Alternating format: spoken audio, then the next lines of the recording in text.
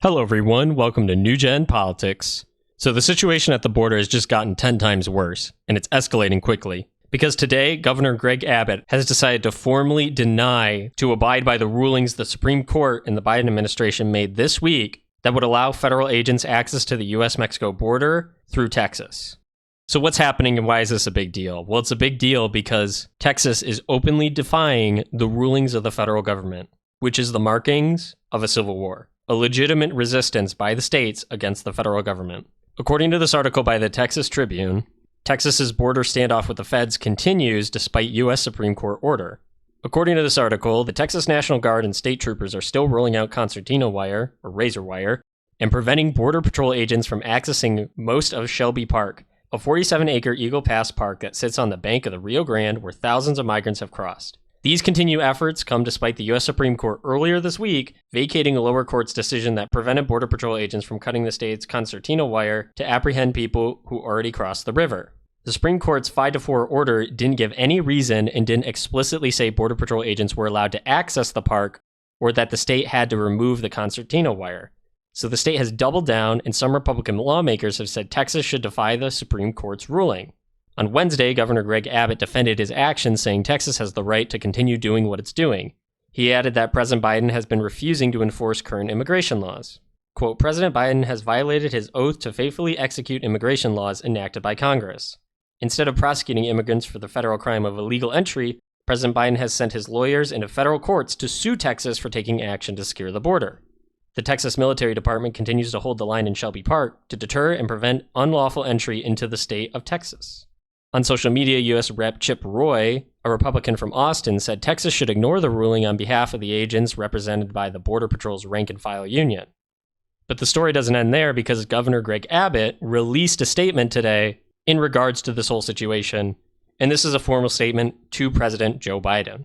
Quote, the executive branch of the United States has a constitutional duty to enforce federal laws protecting states, including immigration laws on the books right now. President Biden has instructed his agencies to ignore federal statutes that mandate the detention of illegal immigrants. The failure of the Biden administration to fulfill the duties imposed by Article 4.4 has triggered Article 110, Clause 3, which reserves to the state the right of self-defense. For these reasons, I have already declared an invasion under Article 110, Clause 3 to invoke Texas's constitutional authority to defend and protect itself. That authority is the supreme law of the land and supersedes any federal statutes to the contrary. So Governor Greg Abbott here is lawful in saying we're going to ignore the federal government's ruling because our laws supersede the federal government because they're not doing what they need to do to protect the border, which also so happens to be our state's border, and we're doing so to protect ourselves. It's an issue of self-defense by the state when the federal government is neglecting protection for us.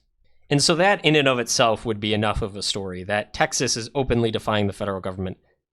But it's not just Texas. It doesn't just end there. 2 other states have stepped up to side with Texas.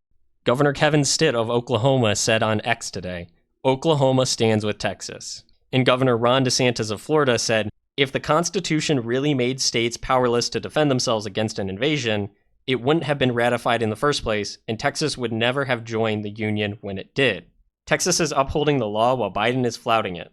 Florida will keep assisting Texas with personnel and assets. So that's 3 states that have openly defied the federal government, who are creating a coalition to go against the ruling of the federal government. And I think this is a good thing, because it's about time that the states have the right to defend themselves. Biden and his administration have been openly defying the laws of the land, allowing total unfettered illegal immigration on a mass scale, and then actively trying to impede anybody from stopping it. They're hindering them in any way. And so what you're going to see from this is you're going to see a standoff at the border. Federal agents will be sent in to stop Texas's National Guard and state police from preventing illegal immigrants into the country. They'll stop them from putting in razor wire or buoys, and they may even start to arrest them for trying to arrest illegal immigrants and send them back to their country. And if that happens, if federal agents start arresting Texas's National Guard and state police, you have a full-on civil war. Because then the state police and Texas's National Guard will start arresting the federal agents for their illegal activities, according to Texas's state law, which they say supersedes the federal government's. So legally, this is a mess, and physically, it's a mess. But I absolutely 100% believe Texas is in the right here. and so does the state of Oklahoma, and so does the state of Florida. And remember, this is all happening today. Who knows what's going to happen in the future? How many more states will step up to side with Texas, Florida, and Oklahoma? We don't know, but this could spiral out of control really quickly if something isn't done.